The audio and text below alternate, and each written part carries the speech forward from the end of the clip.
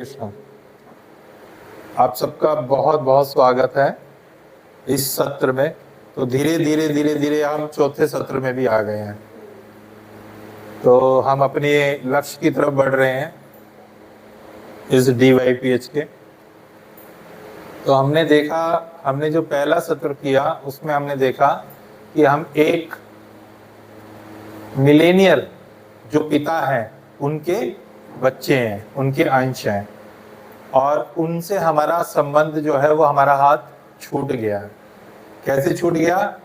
हमने जिद की हमें मेला देखना है, और हम मेला देखने के लिए आ गए, और वहाँ पे खिलौने, लाइट्स और बहुत सारी चीज़ों को देख के हमने भगवान का हाथ उन चीज़ों की तरफ आकर्षित होके छोड़ दिया। अब छोड़ दिया तो भगवान ने तो नहीं छोड़ा ना, हमने दूसरी चीज़ों की तरफ आकर्षित होकर उस हाथ को छोड़ा। इसीलिए इस संसार में आए, और इस संसार में आके हम क्या ढूंढ रहे हैं? सुख की खोज कर रहे हैं, जबकि सुख जो है यहाँ पे है ही नहीं। इसीलिए हम क्या करते हैं, कभी किसी चीज में सुख को ढूंढते हैं, कभी किसी चीज में सुख को ढूंढते हैं, और छोटी छोटी चीजों में सुख ढूंढ रहे हैं, जबकि एक्चुअल में सुख है ही नहीं। अगर सुख होता तो हम एक चीज पाने के बाद सेटिस्फाई क्यों नहीं होते, है ना? एक व्यक्ति बड़े धूमधाम से शादी करने जाता है, हाँ, और उसके बाद वो कहता है पहले तो तुम मेरे को सूरजमुखी लगती हो, फिर कहता है चंद्रमुखी लगती हो, और फिर बाद में कहता है ज्वालामुखी लगती हो। तो ऐसा क्यों होता है कि वो जो सुख होता है वो क्षण भर के लिए होता है ना? थोड़ी समय के लिए हुआ और उसके बाद वो क्षय हो जाता है, खत्म हो जाता है। तो हमने फर्स्ट क्लास में यही समझा कि हमारा संबंध जो है भगवान के साथ टूट गया, और हम इस संसार में आ गए। इसे बोलते हैं दुखालयम, अशाश्वतम दुखालयम। जैसे एक केमिस्ट की दुकान पे आप जाएंगे, और केमिस्ट की दुकान पे जाके आप बोलेंगे कि आप मुझे क्या दूध दे सकते हैं, तो बोलेगा नहीं, आप गलत जगह आ गए। या किसी ग्रोसरी स्टोर पे जाके हम बोलेंगे हमें आप एक काम कीजिए, टॉयज दे दीजिए या मेडिसिन दे दीजिए, या तो वो कहेगा आप गलत स्थान पे आगे, केमिस्ट के पास जाइए। तो हम इस संसार में आके ढूंढ कुछ रहे हैं, ढूंढना कुछ चाहते हैं जो कि यहाँ पे है नहीं, और वो कैसे प्राप्त होगा? जब तक हम उस संबंध को दोबारा स्थापित नहीं करेंगे। तो हमने पहले सेशन में इस पे चर्चा की, और उस पे काफी सारी चीजें हमने डिस्कस की, और स्लाइड्स के माध्यम से हमने ये जाना कि हम में और पशु में क्या समानताएं हैं और क्या भेद हैं, हमने ये भी देखा। फिर हमने तीन प्रकार के जो दुख हैं, त्रिताप जिसे हमने बोला था, जैसे हम बोलते हैं आदि दैविक, आदि भौतिक, आदि आत्मिक। तीन प्रकार के कष्ट आते हैं, ठीक है, जो समस्याएं हमने बोली थी। और 4 प्रकार की और समस्याएं बोली थी, जरा मृत्यु, जन्म मृत्यु, जरा व्याधि, ये भी समस्याएं हैं। तो हमने उन समस्याओं पे भी बात की थी कि जन्म समस्या है, मृत्यु भी समस्या है, और जरा व्याधि जो बुढ़ापा है और जो बीमारियां हैं वो भी समस्या है। और उसके बाद 3 समस्याएं और हैं, आदि आत्मिक, आदि भौतिक, आदि दैविक। तो पहले सेशन में इन सब पर चर्चा की हमने। दूसरे सेशन में हमने बात की, आप में से कौन बताएगा दूसरे सेशन में हमने कौन बात की, क्या बात की? जी, मैंने डिस्कस किया था, तब आप लोग भी आए थे, तो मैंने दूसरा रिपीट किया था। जी प्रभु जी, आप बताइए। मैंने कहा था मैं पूछूंगा आपसे।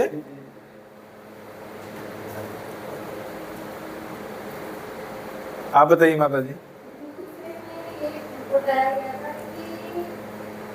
ईश्वर कौन है? ये मतलब सीईओ के बारे में बताया था कि ये जो है ये परमात्मा है कौन? भगवान है भी कि नहीं? हाँ, ईश्वर है या नहीं है, भगवान का अस्तित्व के विषय में हमने चर्चा की थी। वो हमने थर्ड पे की थी, वो तो हमने थर्ड में की थी। भगवान कौन है? Who is God? वो हमने थर्ड पे किया था। Does God exist? हाँ, तो उस पे हमने फिर चर्चा की थी अलग अलग। जैसे आपने वो लेमन का किया था, हाँ यस, हमने बात की थी कि जो प्रकृति बनी है, उस प्रकृति में ये डिजाइन किसने किया, इस सिस्टम को चला कौन रहा है। यस, नियम पे बात की थी, कानून पे बात हमने बात की थी अलग अलग, कि इस सृष्टि में नियम लाने वाला कौन है, परमात्मा है। प्रोपराइटर कौन है ना, इंजॉयर कौन है। तो हमने सब उस सब पे चर्चा की थी। तो लास्ट जो प्रीवियस था हमने उस पे चर्चा की थी कि भगवान कौन है, और उस भगवान पे हमने अलग अलग और भी ग्रंथों पे चर्चा की थी, और भी जो शास्त्र थे दूसरे धर्म के, हमने उस पे भी चर्चा की थी। तो आज का हमारा टॉपिक है मैं कौन हूं। अब आज का जो टॉपिक है थोड़ा सा सीरियस है और थोड़ा सा डीप है। इसको समझने के लिए मैं आपसे बहुत सारे प्रश्न भी पूछूंगा।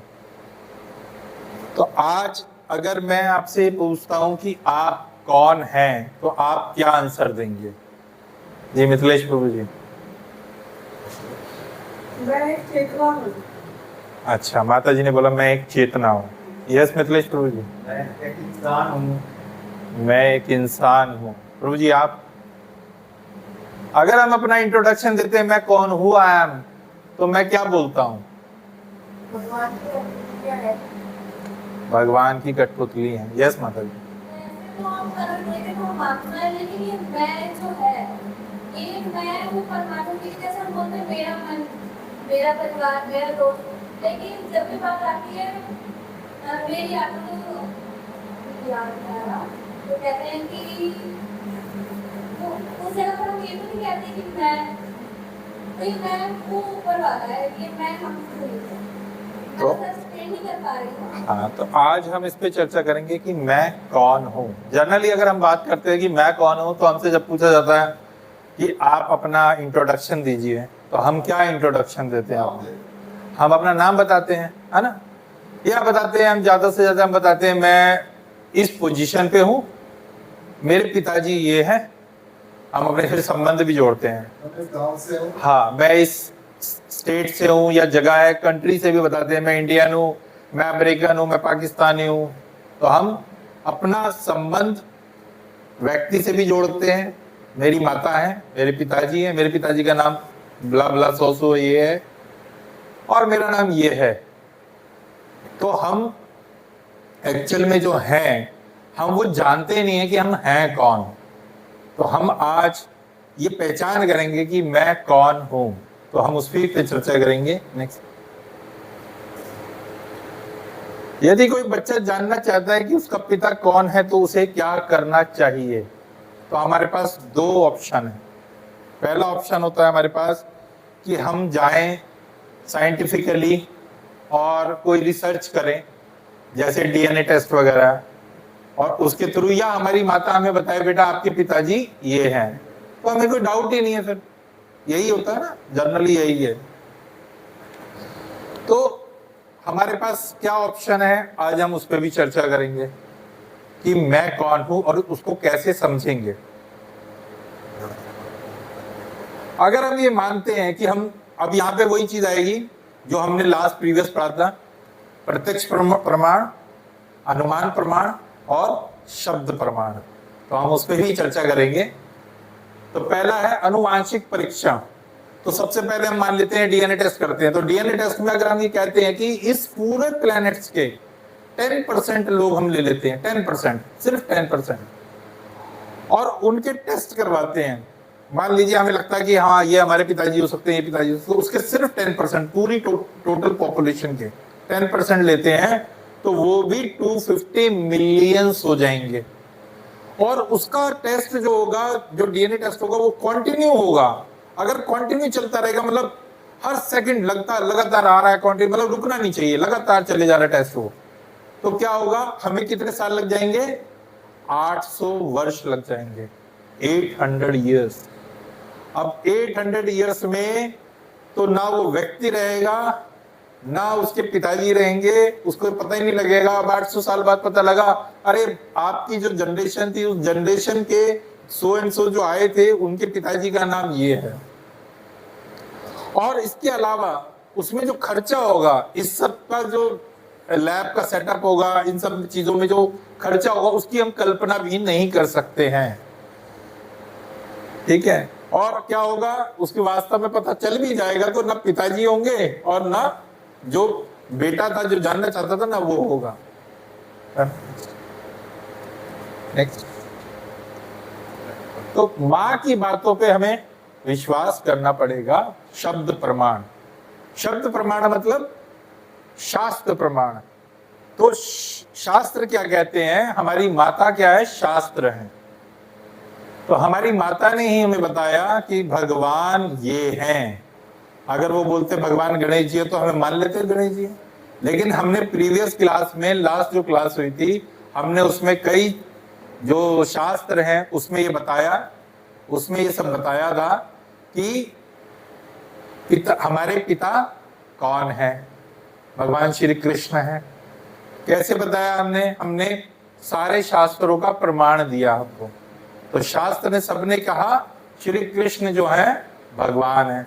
जैसे ब्रह्म संहिता में ब्रह्मा जी ने कहा ईश्वर परमा कृष्ण सच्चिदानंद विग्रह अनादिरादि गोविंद सर्व कारण कारणम, सभी कारणों के कारण जो है वो भगवान श्री कृष्ण है ना। तो और किसने बोला, हमारे पास और क्या प्रमाण थे जो हमने प्रस्तुत किए थे।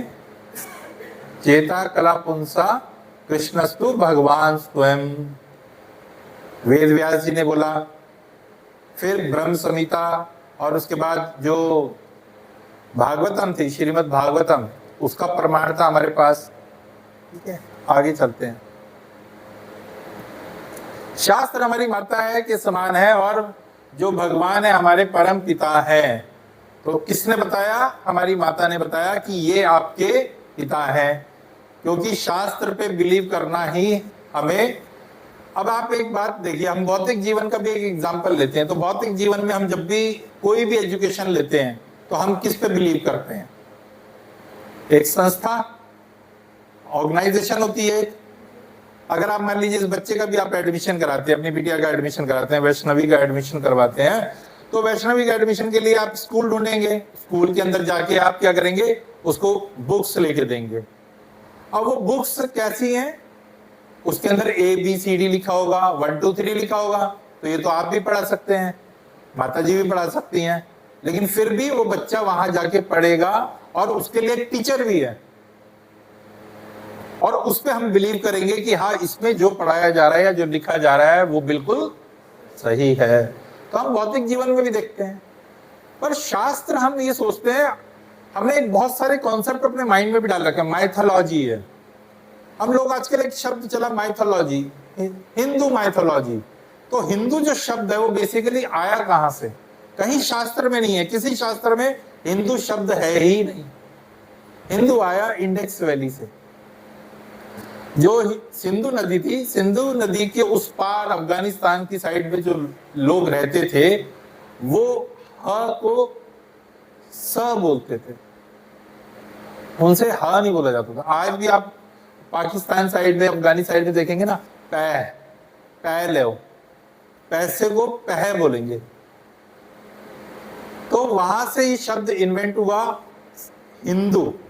सिंधु के उस पार रहने वाले लोग, तो उनसे सा नहीं बोला गया, उन्होंने बोला हिंदू, तो ये बना हिंदुस्तान और हिंदू वर्ड वहां से आया। किसी शास्त्र में हिंदू धर्म या हिंदू को लेके कोई ऐसा शब्द है ही नहीं। तो कुछ चीजें ऐसी है जो हमने खुद ही बना ली, फिर क्रिएट हो गई। तो हम ये मानते हैं कि शास्त्र, अब हमने लास्ट उसमें भी पढ़ा कि हमने एक एग्जांपल दिया काओ डंग का, लिया ना। या साइंस भी मान रही है कि इसके अंदर, और जो काओ यूरिन है, जो काओ का, उससे कितनी सारी मेडिसिन बनाई जा रही है ना। इवन कैंसर तक की जो मेडिसिन है उससे बनाई जा रही है। आयुर्वेद में काओ के घी का, काओ के मिल्क की कितनी सारी मेडिसिन ऑलरेडी है। आयुर्वेद कहां से आया, शास्त्रों से आया। ज्योतिष कहां से आया, शास्त्रों से आया। तो अगर हम बहुत सारी चीजें देखें तो सब शास्त्रों से आई है। पर वही है कि हमारा संपर्क क्या है, शास्त्रों से अलग हुआ, तो हम बिलीव नहीं करते, हम मॉडर्न हो गए, स्मार्ट हो गए, हम सोचते हैं हम स्मार्ट हो गए। ठीक है, तो शास्त्र हमारी माता के समान है और भगवान हमारे परम पिता है। किसने बताया? हमारी माता ने बताया, शास्त्रों ने बताया। नहीं। हमने 6 ऐश्वर्य भगवान के देखे जो श्रीमद् भागवतम बोलती है। श्रीमद् भागवतम ने ही बताया कि भगवान कौन है। भगवान जिनके पास 6 भग हैं, 6 ऐश्वर्य हैं, वही भगवान है। जैसे हमारे घर समस्त धन शक्ति यश सौंदर्य ज्ञान और त्याग, इन 6 गुणों से भग बनता है, यह भगवान है। और इन 6 गुणों को जिसमें पूर्ण जो अधिपति है, जिसने धारण किया हुआ है इन 6 भगों को, वो भगवान है। कौन कह रहे? विष्णु पुराण, विष्णु पुराण से लिया गया ये। ठीक है, नेक्स्ट। एते चांशा कला पुंसा कृष्णस्तु भगवान स्वयं। उपयुक्त सभी अवतार या तो भगवान के पूर्ण अंश हैं या अंशांश हैं, लेकिन श्री कृष्ण तो आदि भगवान है। वे सब विभिन्न लोकों में नास्तिकों द्वारा उपद्रव किए जाने पर प्रकट होते हैं और भगवान सदैव आस्तिकों की, जो आस्तिक होते हैं, जो भगवान में आस्था रखते हैं, रक्षा करने के लिए अवतरित होते हैं। श्रीमद् भागवतम 1 स्कंद 3 अध्याय 28 नंबर श्लोक यहाँ पे बताया जा रहा है। तो यहाँ पे देखा जा रहा है कि भगवान ने अलग अलग समय पे अलग अलग अवतार लिए। तो कौन है भगवान? श्री कृष्ण है। शास्त्र क्यों महत्वपूर्ण है? किसी भी विषय का ज्ञान प्राप्त करने के लिए हम उस क्षेत्र की किसी पुस्तक का उल्लेख करते हैं। इसी प्रकार ईश्वर का ज्ञान प्राप्त करने के लिए हमें शास्त्रों का उल्लेख करना चाहिए। जैसे अभी हमने चर्चा करी कि हम कोई भी चीज, अगर हमें ज्ञान प्राप्त करना है, किसी भी चीज का ज्ञान प्राप्त करना, मान लीजिए आपने इंजीनियरिंग करनी है, आप MBBS करना चाहते हैं, आप लॉ करना चाहते हैं, तो क्या करेंगे? आप उस चीज की पढ़ाई करेंगे, है ना, उसकी बुक्स लेके आएंगे। अब जैसे 12th का एग्जाम दे रहे हैं तो कोई कहता है मैथमेटिक्स के ये ना जो ऑथर्स हैं इनकी भी बुक्स आप ले लो, बोलते हैं ना, एक्स्ट्रा बुक्स लेके आते हैं। क्यों लेके आते हैं? क्यों बिलीव कर लेते हैं हम उसमें? लिखी है ना किसी ने, लेकिन हम वो पढ़ते हैं। जबकि शास्त्र जो है, भगवान की जो श्रीमद् भगवद गीता है, भगवान ने स्वयं बोली है। ऐसा नहीं कि उसको किसी ने लिखा गया। जैसे हमने कृष्ण इसमें बाइबल में देखा था ना, बाइबल में, तो बाइबल में वो लिखा गया, इस्लाम में कुरान को लिखा गया, लेकिन भगवद गीता भगवान ने बोली, स्वयं बोली। इसके प्रमाण है। ठीक है, तो हम शास्त्रों पे क्यों बिलीव करें? क्योंकि शास्त्र जो है वो एक्यूरेट, बिल्कुल सटीक हमें इंफॉर्मेशन, जानकारी दे रहे हैं, इसीलिए हम उन पे बिलीव कर रहे हैं। जैसे हमने बताया कि अगर बच्चे को, अगर आपको एडमिशन कराना है तो हमें एक संस्था चाहिए, फिर उसके लिए बुक्स भी चाहिए, एक टीचर भी चाहिए। उसी प्रकार शास्त्रों का अध्ययन करने के लिए हमें एक स्थान ऐसा चाहिए जहाँ पे हम शास्त्रों का अध्ययन कर सके, समझा सके, कोई ऐसा प्रमाणिक व्यक्ति हो जो समझा सके। अब किसी टीचर को अगर कोई स्कूल में जॉब चाहिए, चाहे प्राइवेट सेक्टर हो, उसकी क्वालिफिकेशन होगी, उसी क्वालिफिकेशन के आधार पर उसको वहां पे जॉब दी जाएगी। ऐसा तो नहीं है कि वो आएगा कि भी मैं भी पढ़ाने की इच्छा है मेरी, या एक बच्चे ने 12th पास करी और वो भी आके बोलेगा नहीं मैं भी पढ़ा सकता हूँ अब तो, जबकि वो पढ़ा सकता है। 1st क्लास के, 5th क्लास के, 6th स्टैंडर्ड के बच्चे को पढ़ा सकता है, लेकिन वो ऑथराइज नहीं है ना। नेक्स्ट, अब हम अपने टॉपिक पे, तुम कौन हो, जो हम बात कर रहे थे, मैं कौन हूं, हु एम आई।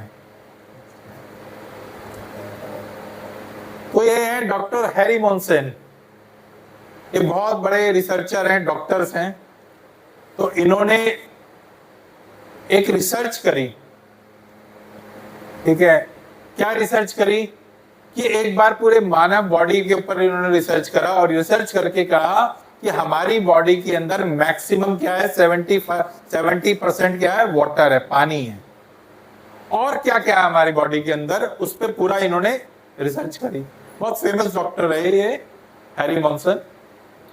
इन्होंने कहा एक अगर 60 पाउंड का व्यक्ति है, 60 पाउंड का अगर व्यक्ति होता है तो उसको कैल्शियम चाहिए 5 पाउंड, फॉस्फेट चाहिए 1.5 पाउंड्स, पोटेशियम चाहिए 9 ounces, sulphur 6 ounces, sodium 6 ounces, magnesium 1 ounces, iron 1 ounces, copper 1 ounces, iodine 1 ounces. मतलब ये हमें हमारी बॉडी में चाहिए ही चाहिए। अगर कोई भी एक चीज नहीं होगी तो हमें क्या होगा, डिजीज हो जाएगी। होता है ना, कई बोलते हैं कि इसको कैल्शियम की डिजीज हो गई है, फिर वो बोन्स में चला और ज्यादा, अगर कैल्शियम की डेफिशिएंसी होती है तो क्या होता है, ज्यादा धीरे धीरे वो कैंसर में कन्वर्ट हो जाता है। तो इन्होंने ये किया, तो यानी कि हमारा जो एक शरीर है वो क्या है, एक अगर हम देखें तो ये जो बॉडी है, जो पूरा शरीर है, इन कैल्शियम का एक रसायन का क्या है, एक थैला है। 70% पानी है, बाकी ये रसायन है। यही हुआ ना कि जो ये बॉडी है क्या हुआ, एक थैला। और अगर ये रसायन है, ये पूरे जो केमिकल हैं, इन केमिकल के बिना पे हमारी बॉडी एग्जिस्ट नहीं करेगी। यही हुआ।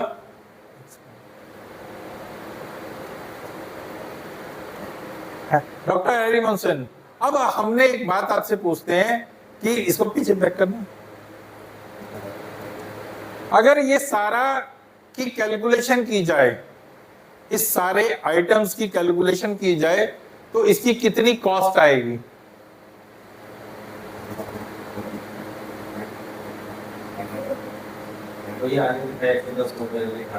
हाँ, नहीं हम लोग और बताएंगे आपको।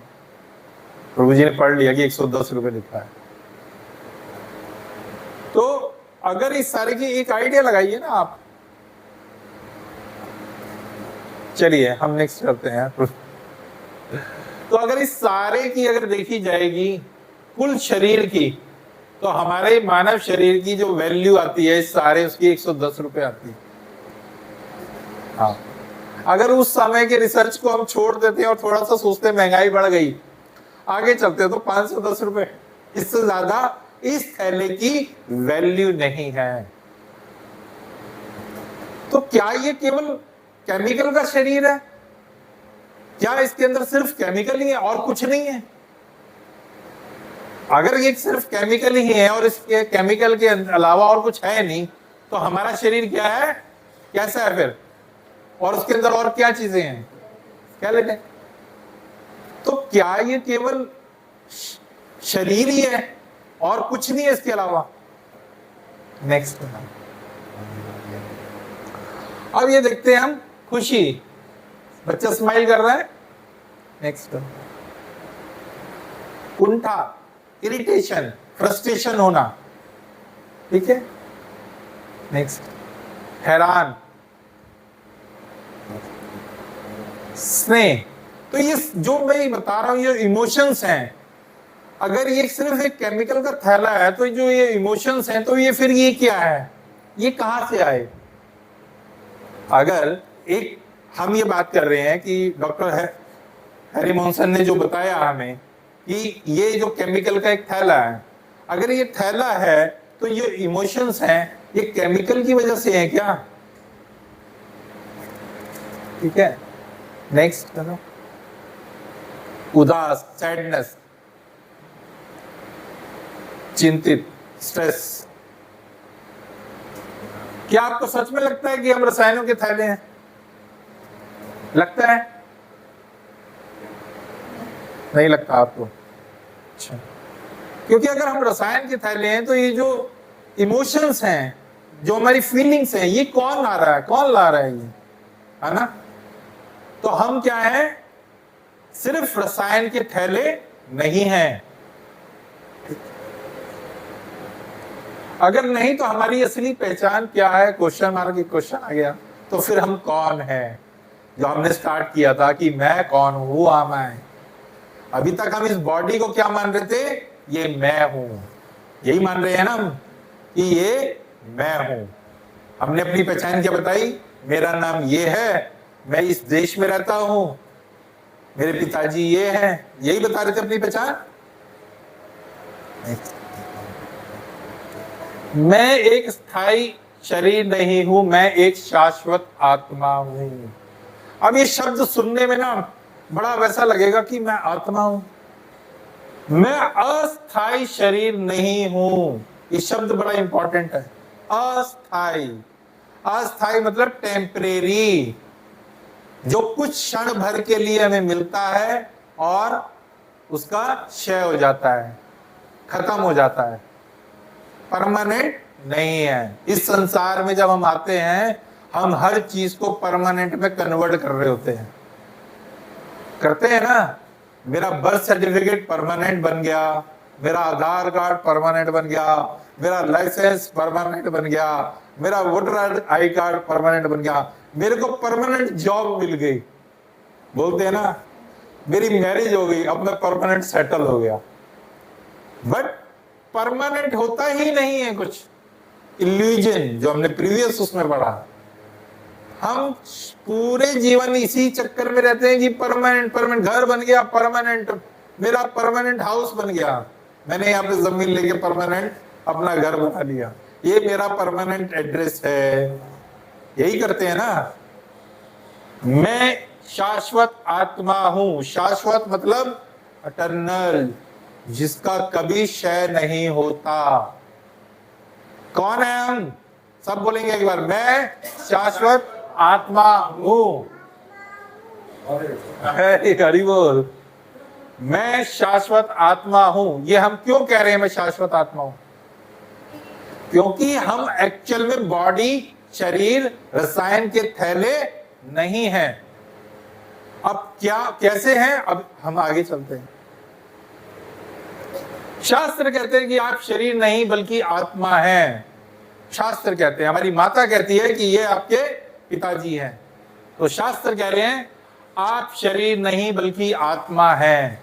इस शरीर में मैं एक आत्मा हूं, इस शरीर में रहता हूं। ये शरीर, मैं शरीर हूं, एक आत्मा मुझ में रहती है। कौन सी बात सही है? मैं एक शरीर हूं, मैं एक आत्मा हूं, इस शरीर में रहता हूं। मैं एक शरीर हूं, एक आत्मा मुझ में रहती है। कौन सी बात सही है? फर्स्ट वाले। बल्कि हम आत्मा, आप शरीर नहीं बल्कि आत्मा है। मैं एक आत्मा हूं और इस शरीर में रहती हूं। ठीक है, नेक्स्ट। अब इसको हम समझते हैं, बहुत इंपॉर्टेंट है। इसको अगर हम समझ गए तो हम आगे जो चलेंगे चीजें बड़ी आसानी से समझ में आएगी। ये कंपैरिजन किया गया है कार का और एक शरीर का। जैसे बोलने के लिए एक मुंह होता है, हमारी गाड़ी में क्या होता है? आवाज, हॉर्न होता है। देखने के लिए आंखें, यहाँ पे हेडलैम्प होते हैं। रक्त पंप करने के लिए दिल है, पानी की पूर्ति के लिए रेडिएटर होता है। पीछे ऑयल डालते हैं, लेकिन उसको पंप करने के लिए रेडिएटर के पास एक पंप लगा होता है। हाथ और पैर चलाने के लिए, चलने के लिए पैर हैं और चलने के लिए 4 पहिए गाड़ी के अंदर होते हैं। तो अगर हम अपनी आप को देखें तो हम एक गाड़ी ही है। और चला कौन रहा है? क्या इसे हम चला सकते हैं? बिना उसके चला सकते हैं? ये गाड़ी बिल्कुल चमचमाती हुई खड़ी है, क्या ये अपने आप चलेगी? एक आदमी आएगा, दरवाजा खोलेगा, इसके अंदर बैठेगा, इसे स्टार्ट करेगा, चला के ले जाएगा। और इधर मोड़ना, इधर मोड़ना, तो कौन चला रहा है उसे? वो ड्राइवर चला रहा है उसे। तो अंदर जो बैठा है उस शरीर को चलाने वाला कौन है? वो आत्मा है। तो ये कंपैरिजन इसलिए किया गया कि मेरे अंदर जो आत्मा है, मैं बोल रहा हूं, मैं हाथ हिला रहा हूं, मैं चल रहा हूं, अगर ये ड्राइवर अभी निकल के चला जाएगा तो ये शरीर कैसा हो जाएगा? गिर जाएगा। खड़ा हो सकता है? सब कुछ होगा ना इसके अंदर। तो कौन सा सोडियम, कौन सा रसायन ऐसा कम हो गया? पड़े हैं ना हॉस्पिटल में इतने सारे, डाल दो ना, कैल्शियम डाल दो, आयरन डाल दो, जो कम हो गया वो डाल दो। क्यों नहीं खड़ा कर देते? फिर कुछ निकल गया ना। वो ड्राइवर ने दरवाजा खोला और चला गया, गाड़ी रुक गई। ड्राइवर के बिना कार 1 इंच भी नहीं हिल सकती। आत्मा के बिना शरीर एक क्षण के लिए भी कार्य नहीं कर सकता। तो ये मान के चलना चाहिए, हम भी क्या है? एक गाड़ी के समान। ये जो शरीर है एक गाड़ी है जो हमें मिली है। इस पे हम आगे और चर्चा करेंगे। चलिए नेक्स्ट प्लीज। ये बड़ा इंपॉर्टेंट है। एक लेडी है और एक लेडी जाती है, उसको केज खरीदना है, पिंजरा खरीदना है, और उसको पिंजरा खरीदने के लिए वो बाजार में जाती है। तो उसको एक जगह पे दुकान पे मिलता है एक सोने का पिंजरा, एक चांदी का पिंजरा, ठीक है, और एक कॉपर का पिंजरा भी होता है।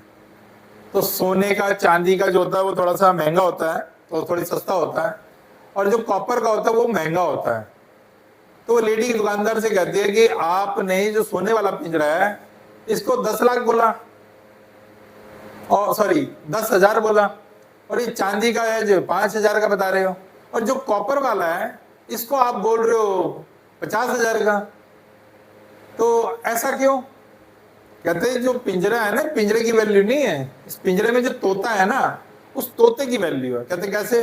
कहते तोता जो है ये संस्कृत बोलता है, और संस्कृत बोलते के साथ साथ ये आपको भगवत गीता पढ़ के सुनाएगा। वो लेडी बड़ी खुश होती है, कहती अच्छा, कहती फिर यही वाला दे दो आप मुझे। कहती कोई इंस्ट्रक्शंस, कुछ ऐसी इंस्ट्रक्शन जो ध्यान रखने की है। कह रहे ये जो कॉपर का है इसको चमकाते रहना ब्रास से ना, नहीं तो काला पड़ जाता है, तो इस पिंजरे को आप समय समय पे चमकाना। लेडी कहती ठीक है जी, और पिंजरा लेके चली जाती है, और अपने पड़ोस में सब जगह बता देती है मेरे पास एक पिंजरा मैं लेके आई हूँ, इसके अंदर एक तोता है, बोलता है, संस्कृत बोलता है। लोग भी आ जाते हैं। अब आजकल कोई भी चीज बताओ तो लोग बड़ी एक्साइटेड होते हैं, देखने भी आ जाते हैं। जैसे एक बार आया था गणेश जी दूध पी रहे हैं, तो सब जगह चलना शुरू हो गया था, है ना, और पूरी दुनिया पहुंच गई थी गणपति जी को दूध पिलाने के लिए। याद है आप लोगों को ये चीज हुई थी? ये एपिसोड हुआ था एक बार, और सब लोग चले गए दूध पिलाने के लिए। तो इसी प्रकार से जैसे लोगों ने सुना कि तोता बोलने वाला तो सब आ गए। अब जैसे ही बोला बेटू बोल के दिखाओ, धर्म चित्रे गुरु चित्रे संवेदा युजस्वा, तोता भी शुरू हो गया बोलने के लिए। अब वो लेडीज रोज जो केस था, पिंजरा था, उसको रोज चमकाती थी, चमचमाता रहता था पिंजरा। एक दिन 2 दिन लोग आने लगे, अरे वाह क्या चीज है इसके पास, बहुत सारे लोग आते थे। 5 या 4 दिन के बाद उस पिंजरे में से स्मेल आने लगी, बहुत स्मेल आने लगी। अब उस लेडी ने कहा ये क्या हुआ, इसमें से बदबू क्यों आ रही है तुम्हें? अब वो दुकानदार के पास गई, अरे कैसा पिंजरा दिया इतना महंगा आपने, इसमें से बदबू आ रही है। तो उसने कहा अरे आपने क्या किया, इसमें बदबू कैसे आ रही है? तो तोता मर गया। कहते इसको कुछ खिलाया नहीं आपने? कहते नहीं, आपने तो कहा था जो पिंजरा है उसको चमकाते रहना ब्रश से। मैं उसे चमकाती नहीं, देखो पिंजरा अभी भी कितना चमक रहा है, मैं तो रोज साफ करती थी इसे।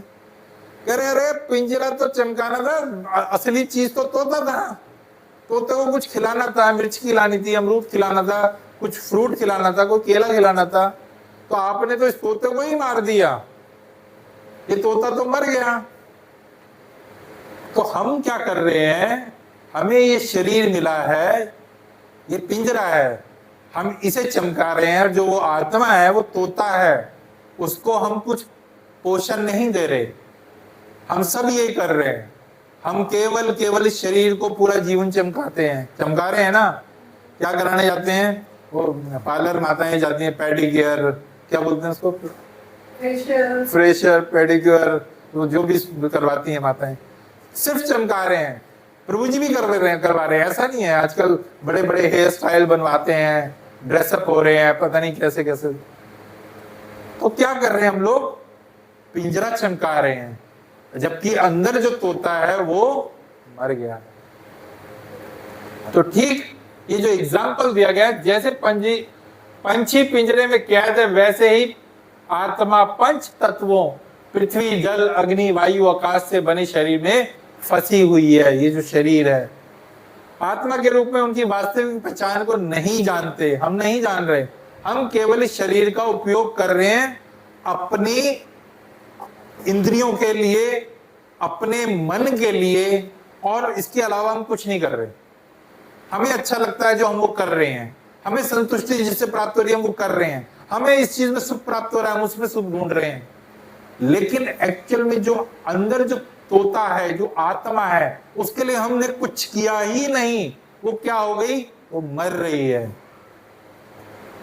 लोग अपना सारा जीवन पिंजरे को चमकाने में बिताते हैं, शरीर को लाड प्यार में आत्मा को खिलाए बिना। खाना खा रहे हैं, शरीर के लिए खा रहे हैं, इस जीवा के लिए खा रहे हैं ना, इस शरीर को पोषण देने के लिए खा रहे हैं ना। हरे कृष्ण। हाँ जी, इधर आ जाइए, इधर आ जाइए। अच्छा कोई नहीं, कोई नहीं, चेयर और मंगा लीजिए, कोई नहीं, बैठ जाइए आप। हरे कृष्ण।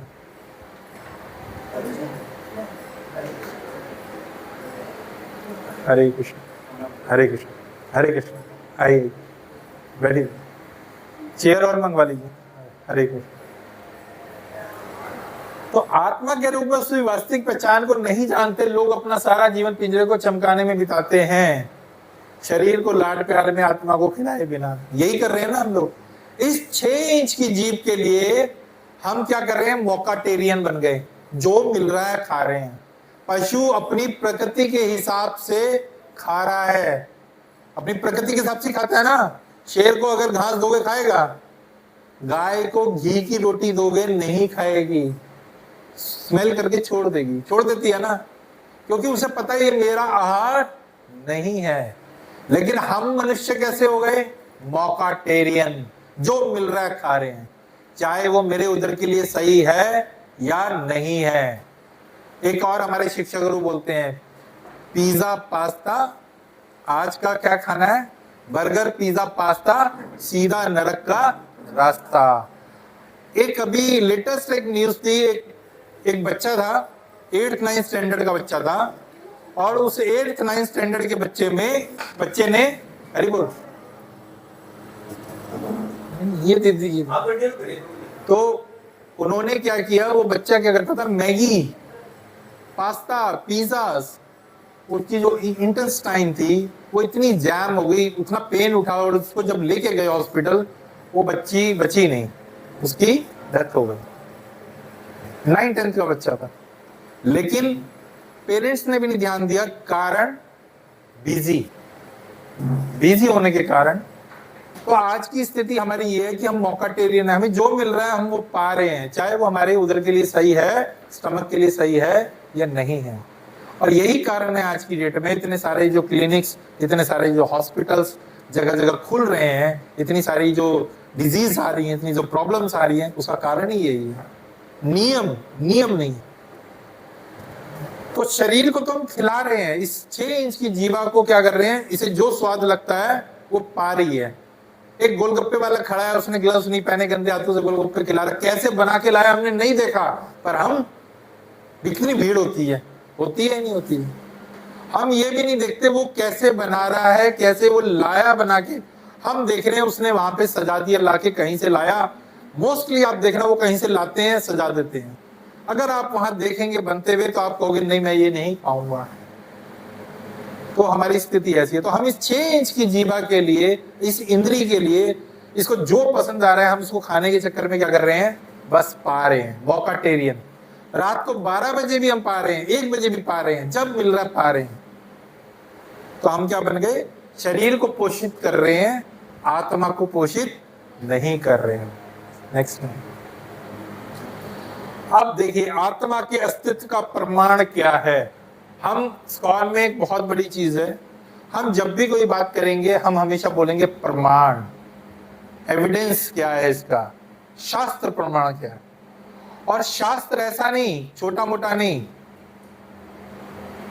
शास्त्र वो जो रिकॉग्नाइज्ड हो, ऐसे नहीं कि किसी ने भी लिख दिया। जैसे मैंने पहले बताया कि बहुत लोगों ने लिखी।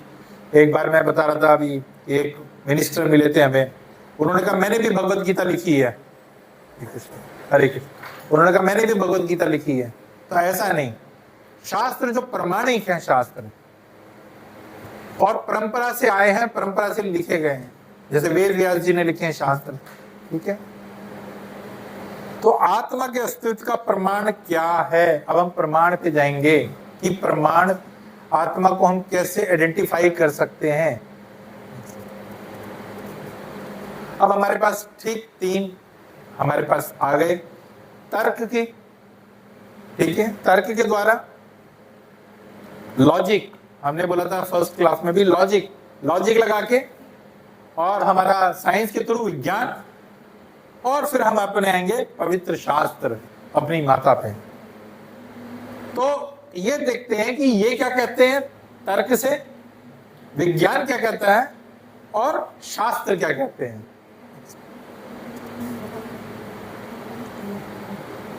सामान्य ज्ञान क्या कहता है, तर्क पे कहते हैं।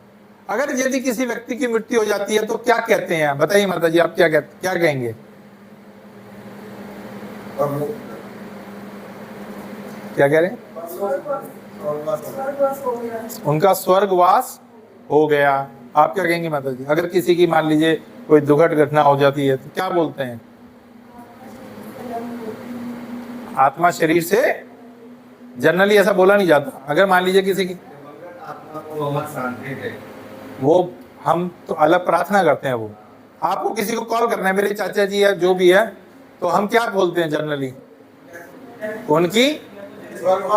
उनका स्वर्गवास हो गया,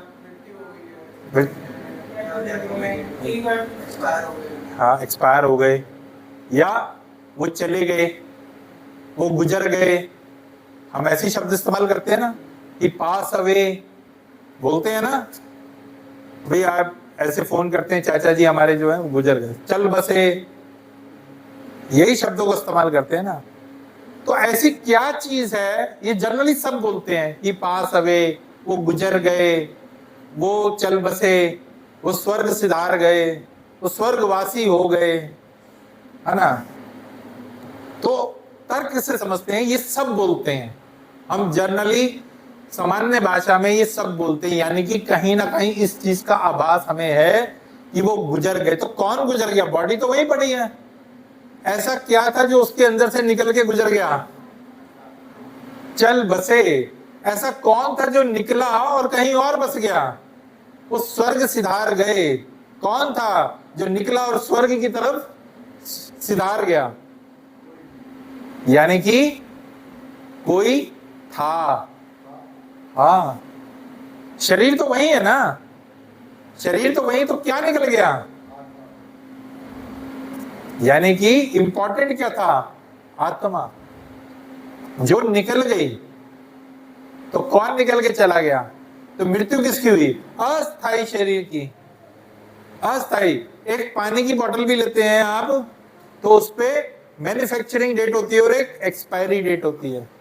तो जब हमें ये शरीर मिलता है तो जन्म के साथ ही इसकी मृत्यु भी निश्चित होती है।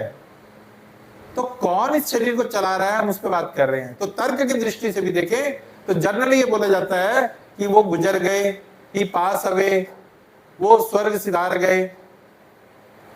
तो क्या निकल गया? शरीर तो वही है ना, तो इसके अंदर कुछ ऐसा था जो चला गया। अब एक और हम देखते हैं, यहां पे एक ये है, मैंने चश्मा पहना हुआ है, ये मेरा चश्मा है, मेरा चश्मा है, ये मेरी पानी की बोतल है, और ये अलग है और मैं अलग हूं, है ना। ये मेरी बुक है, यही बोलेंगे ना, ये मेरी बुक है। तो मतलब मैं ये तो नहीं कह रहा मैं बुक हूं, तो ये अलग है। कहने का मतलब ये वस्तु अलग है और मैं अलग हूं। यही कहते हैं ना जनरली। मेरी कार है तो कार अलग है और मैं अलग हूं। मेरी पत्नी है तो पत्नी एक अलग है और मैं अलग हूं। ठीक है। तो उसी प्रकार जब एक शरीर में एक आत्मा होती है तो क्या बोलती है? मेरे हाथ में दर्द है। मैं हाथ में दर्द बोलती है, क्या बोलती है? मेरे हाथ में दर्द है, मेरे सर में दर्द है। कौन बोल रहा है? कौन बोल रहा है? आत्मा जो उस शरीर में है। मैंने क्या बोला? ये पानी, मेरी पानी की बोतल है, तो ये अलग हो गया। तो ऐसे ही जब इस शरीर में एक आत्मा होती है तो वो क्या बोलती है? मेरे पेट में दर्द है। मैं पेट में दर्द बोलती है। इसको समझिए, बहुत इंपॉर्टेंट चीज है। इसे आप अगर आप समझेंगे तो कि हम क्यों बोल रहे हैं ऐसे, मेरे हाथ में दर्द है, यानी कि मेरा शरीर अलग है और मेरे शरीर में कोई है। जो हमने भी बोला था, मैं एक शरीर हूं, मैं एक आत्मा हूं जो इस शरीर में रहती है, बोला था अभी।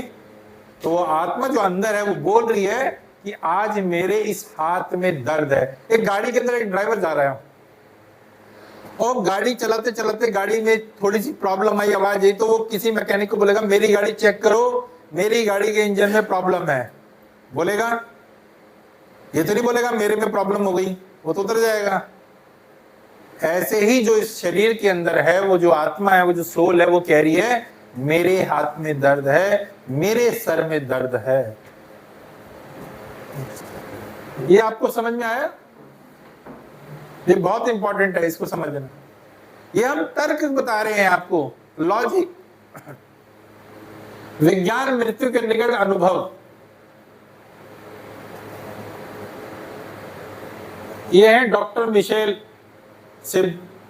सिम्बॉम, क्या नाम है? सैम्बॉम।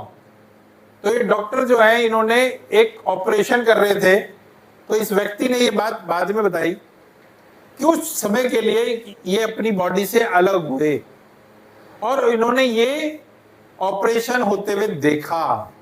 तो जब ये ठीक हुए तो इन्होंने ये बात इनको बताई कि मेरे साथ ऐसा हुआ, मैंने ये देखा, मैं सब देख रहा था कि आप लोग ऑपरेशन कर रहे हैं, इस प्रकार से मेरे साथ हो रहा है। तो ये अलग हो गए अपनी बॉडी से। ऐसे बहुत सारे एग्जाम्पल्स हैं, बहुत सारे ऐसे लोगों की थ्योरीज हैं। नेक्स्ट, विज्ञान मृत्यु के निकट का अनुभव, मृत्यु होने का भाव, अपने ही शरीर के ऊपर तैरने की अनुभूति और आसपास के क्षेत्र को देखने की अनुभूति, किसी सुरंग या संकरे रास्ते से ऊपर की ओर बढ़ने की अनुभूति। जब डेथ का अनुभव होता है तो क्या होता है, जो आत्मा होती है अपने शरीर से बाहर आ जाती है। जब वो शरीर से बाहर आती है तो वो सब कुछ देखती है, सब कुछ क्या हो रहा है क्या नहीं हो रहा, उसको वो सारा फील होता है और वो सब कुछ चीजों को देखती है। ठीक है, तो ऐसे बहुत सारे एग्जाम्पल्स हैं, हम आपको भी बताते हैं। हरी बोल, छोड़ दीजिए इसको।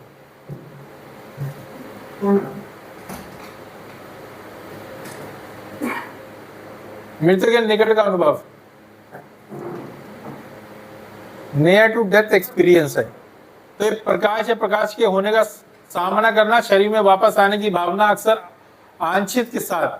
तो ये कनाडा में एक लेडी थी, माता जी थी, इनको ट्यूमर था, बहुत पूरे बॉडी में बहुत ट्यूमर थे और इनको बहुत ज्यादा पेन होता था, बहुत ज्यादा पेन होता था, मतलब बर्दाश्त नहीं करती थी। तो ये अपनी शरीर से बाहर आ गई थी, इनकी डेथ हो गई थी और डॉक्टरों ने डिक्लेयर कर दिया था, कनाडा में हुआ था, और डॉक्टरों ने डिक्लेयर कर दिया इनकी ये एक्सपायर कर गई हैं, he is no more, she is no more, और आप इनको ले जा सकते हैं। और ये सब देख रही थी, वो सारी चीजें देख रही थी। उसके बाद कुछ लोग आए, हमने बॉडी की डेफिनेशन पढ़ी थी ना, क्या थी? DODY, क्या बॉडी की डेफिनेशन हमने पढ़ी थी? जन्म मृत्यु नहीं, उसमें हमने बॉडी पढ़ी थी और उसमें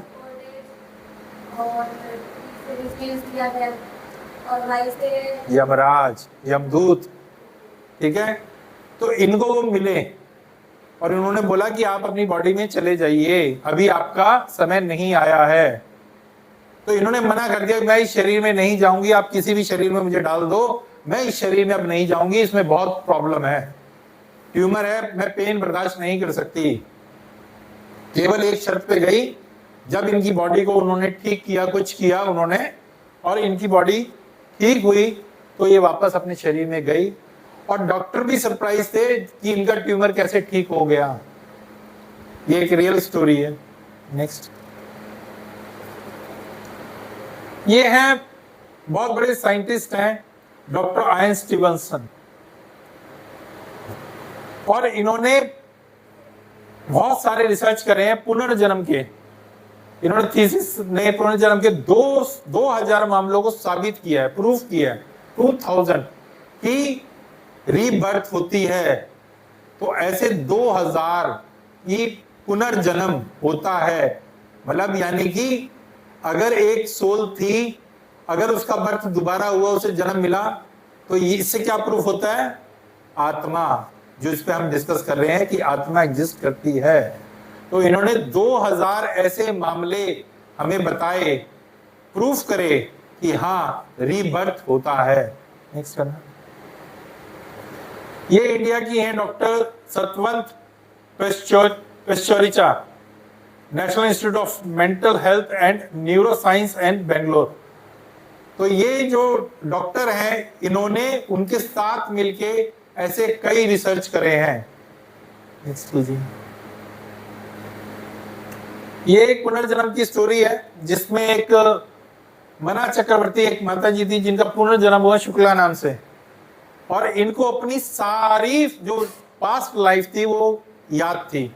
मेरी कहाँ शादी हुई, किससे शादी हुई, मेरी कब डेथ हुई, कैसे डेथ हुई, मैं कहाँ रहती थी, वो सारी की सारी उनको मेमोरी याद थी। और उन्होंने इतनी कम आयु में सबको बताया, जिस घर में जन्म लिया उनको बताया कि मेरा नाम ये नहीं है, मेरा नाम ये था, मैं यहाँ रहती थी, मेरा इस तरीके से बर्थ हुआ। अब हम आपको एक वीडियो प्ले करेंगे। लेकिन क्या सही में हम सिर्फ एक बार जीते और एक बार मरते? अगर हम आपसे ये कहें कि इंडिया में ही एक ऐसी लेडी है जिनका पुनर्जन्म हुआ था, तो क्या आप हम पर विश्वास करेंगे? बस इतना ही नहीं, the father of the nation Mahatma Gandhi ji ने भी पब्लिकली ही एडमिट किया था कि पुनर्जन्म की कहानी सच है। क्या आप इस कहानी को और डीपली जानना चाहते हैं तो watch this video till then.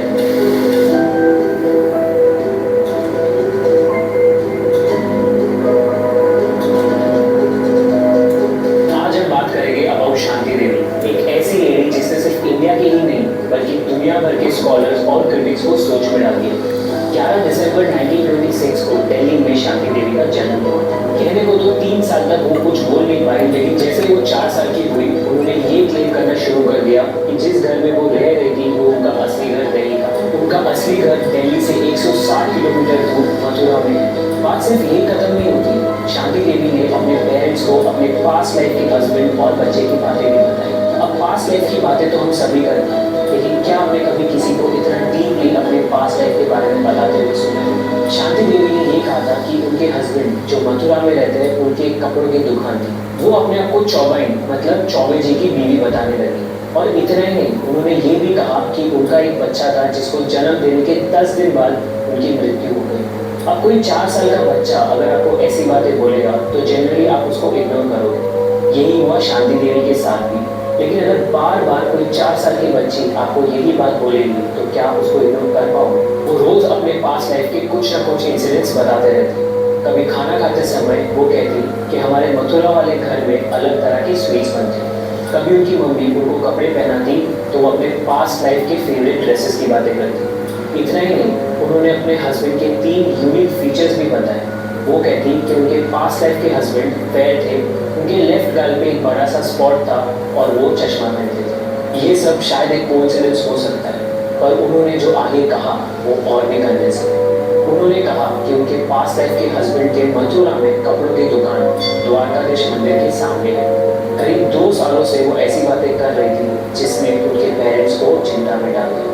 वो कंफ्यूज थे कि एक छोटी बच्ची इतने डिटेल्स और इतने स्पेसिफिक इवेंट्स के बारे में कैसे बता सकती। क्योंकि शांति देवी अपने बचपन के दिनों से ऐसे क्लेम्स करती थी, उनके स्कूल के हेडमास्टर ने सोचा कि वो मथुरा जाके इसका सच पता करेंगे। एंड गेस व्हाट, मथुरा में उन्होंने एक व्यापारी को लोकेट किया जिसकी बीवी लुगड़ी देवी 9 साल पहले एक बच्चे को जन्म देने के 10 दिन बाद उठ चुकी थी। और इतना ही नहीं, उस व्यापारी में वो तीनों ही यूनिक फीचर्स थे जिसका क्लेम शांति देवी ने किया था।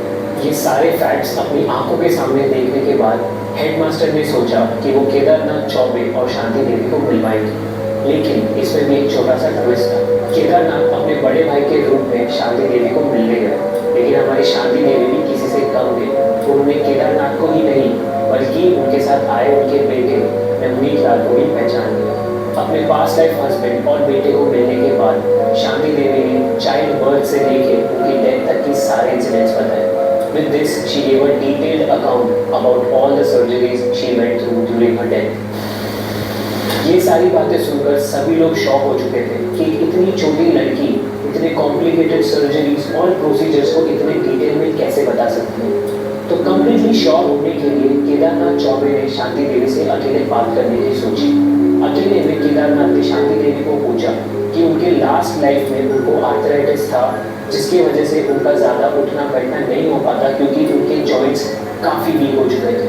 तो इस डिजीज़ के होने के बाद भी वो प्रेग्नेंट कैसे हुई। इस पर शांति देवी ने केदारनाथ और उनके बीच हुए पूरे इंटरकोर्स को डिस्क्राइब किया। उसके बाद उन्होंने केदारनाथ से ये भी पूछा कि केदारनाथ ने दूसरी शादी क्यों की, जबकि केदारनाथ और शांति देवी ने ये डिसाइड किया था कि वे दूसरी शादी कभी नहीं करेंगे। ये सुनने के बाद केदारनाथ वो श्योर कि शांति देवी ही उनकी लेट वाइफ लुगड़ी देवी है। शांति देवी की स्टोरी अब इतनी फेमस हो रही थी कि मीडिया और कई सारे रिसर्चर्स इसको कवर करना चाहते थे, और वो भी क्यों ना, ये 1930s का टाइम था when India was already fighting for free। ये एक ऐसी न्यूज़ थी जो नेगेटिव नहीं थी amongst all the other negative news, और इसलिए ये आग जैसे फैलने लगी और महात्मा गांधी जी के कानों पर पड़ी। बाकी लोगों की तरह even Gandhi ji got curious to meet this lady।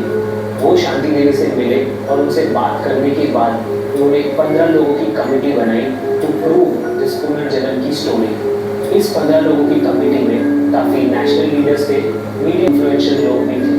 अब ये एक नेशनल न्यूज़ बन चुकी थी और पूरा देश इस न्यूज़ को गौर से देख रहा था। ये 15 लोग शांति देवी को लेकर 15 नवंबर 1935 को मथुरा गए। स्टेशन पर उतरते ही शांति देवी ने एक अनजान आदमी को तुरंत पहचान लिया और कहा कि वो उनके जेठ जी थे। Everybody on the committee was surprised क्योंकि वो आदमी सच में केदारनाथ चौबे का बड़ा भाई बाबूराम चौबे था। इसके बाद एक टोंगा ड्राइवर को शांति देवी जी ने खुद की मेमोरी से अपने घर तक का रास्ता बताया, और इसी के साथ साथ उन्होंने ये भी बताया कि वहाँ पे क्या क्या नए चेंजेस आए थे।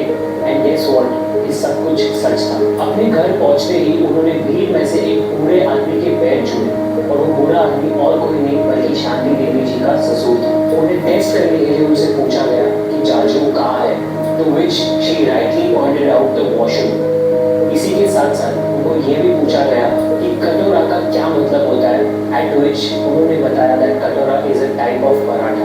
ये सिर्फ दो मामूली वर्ड्स नहीं है, क्योंकि ये दो शब्द सिर्फ और सिर्फ मथुरा के 24 की फैमिली में यूज किया जाता था।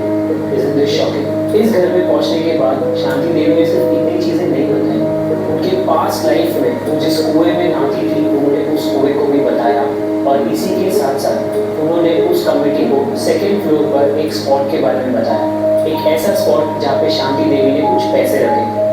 जब वो कमेटी उस स्पॉट पर पहुंची तो वहाँ पे उनको एक फ्लावर पॉट जरूर दिखा, लेकिन वहाँ पैसे नहीं थे। ये देखकर शांति देवी काफी शॉक हो चुकी थी, क्योंकि उन्हें यकीन था कि उन्होंने पैसे वही रखे थे। उन्होंने कमेटी को इंसिस्ट किया कि वो वहाँ पे ध्यान से पैसों को खोजे, और तभी केदारनाथ चौबे ने ये कन्फेस किया कि लुगड़ी देवी की डेथ के बाद उसने वहाँ से सारे पैसे निकाल दिए थे। ऐसे शॉकिंग इवेंट्स अपनी आंखों से विटनेस करने के बाद इस कमेटी ने ये कंक्लूड किया कि शांति देवी ही लुगड़ी देवी का पुनर्जन्म। इस कमेटी की रिपोर्ट पब्लिश होने के बाद इस कहानी को दुनिया भर का अटेंशन मिल गया। कई पैरासाइकोलॉजिस्ट्स एंड स्कॉलर्स इस पर स्टडी करने लगे। कई लोगों ने इसे सपोर्ट किया और काफी सारे क्रिटिक्स ने इसे नकार दिया। ऐसे एक रिसर्चर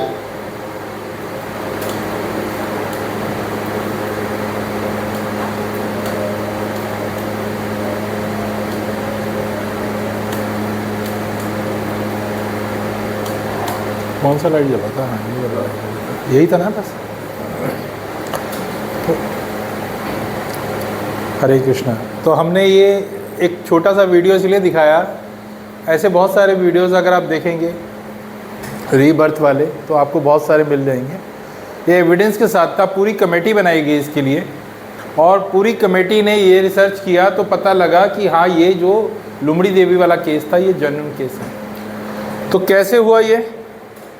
एक ही शरीर, दो शरीर, लेकिन आत्मा एक ही थी। तो इससे प्रूफ होता है कि सोल जो है ट्रैवल करती है ना। नेक्स्ट कीजिए। इसमें एक बहुत सुंदर श्लोक आता है श्रीमद् भगवद गीता में, देहिनो अस्मिन् यथा देहे कौमारम यौवनम जरा तथा देहांतर प्राप्ति धीरस्तत्र न मुह्यति तो यहाँ पे कह रहे हैं जिस प्रकार शरीरधारी आत्मा इस वर्तमान शरीर में बाल्यावस्था से युवा अवस्था में और फिर वृद्ध अवस्था में निरंतर अग्रसर होता रहता है, उसी प्रकार मृत्यु होने पर आत्मा दूसरे शरीर में चला जाता है। धीर व्यक्ति ऐसे परिवर्तन से मोह को प्राप्त नहीं होता। जो धीर व्यक्ति होता है वो इससे मोह से प्राप्त नहीं होता। तो मतलब ये कहने का मतलब यह है, देहिनो अस्मिन् यथा देह, ये बार बार निरंतर क्या है, आत्मा ट्रैवल करती है, जाती है, प्रकट होती है, थोड़ी सी बड़ी होती है बच्चे बाल काल में, थोड़ी युवा होती है, युवा के थोड़ा प्रौढ़ होती है, फिर उसके बाद वृद्धावस्था, फिर जर्जर अवस्था, और फिर उसके बाद तो भगवान ने क्या बना रखा है, 84 लाख योनियां बनाई हैं। तो ये जो आत्मा है या जो देख रहे हैं इस तरीके से अलग अलग योनियों में जाती है। तो ये जो मनुष्य देह मिली, इसको समझने का ये है कि जो जिस प्रकार शरीरधारी, मतलब यही शरीर है, ये आत्मा बार बार आती है और जाती है। तो जो इस बात को समझ जाता है, ज्ञान रख लेता है इस चीज़ का, इसको समझ लेता, तो ये मान के चलिए इस संसार में उसके सामने अब दुख नाम की कोई चीज़, प्रॉब्लम नाम की चीज़ होगी ही नहीं। क्योंकि ये अगर वास्तविकता अगर आपको पता लगी, ये ऐसे समझिए इसको, आप सो रहे हैं, जैसे सोते हैं ना हम, नींद आ रही है हमें, हम सो रहे हैं, पता लगा सपने में हमें पता लगा हम डूब रहे हैं, पानी में डूब रहे हैं, और कोई आपको उठाता है, उठ जाओ, आप एकदम से खड़े होते, हाँ अरे मैं तो नहीं डूब रहा। ये जो जीवन है ये क्षण भंगुर जीवन है, बहुत छोटा सा जीवन है। अगर मैं आपसे पूछता हूँ कि आप कभी 10 साल के भी रहे थे, तो आप अपना दिखा सकते हैं कि मैं 10 साल का था? नहीं दिखा सकते ना। परिवर्तन हो रहा है, निरंतर परिवर्तन हो रहा है, अस्थायी शरीर, हर सेकंड हर पल ये क्या बदल रहा है।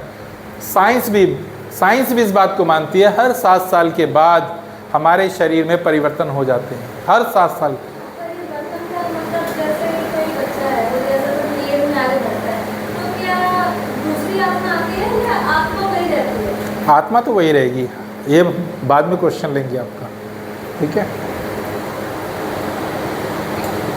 पहले वाला कौन सा चल रहा था? हाँ, अब ठीक है। तो आत्मा जो है वो ट्रैवल करके इस तरीके से एंड में जैसे ही जर्जर शरीर होता है, आत्मा शरीर से निकल जाती है। नेक्स्ट,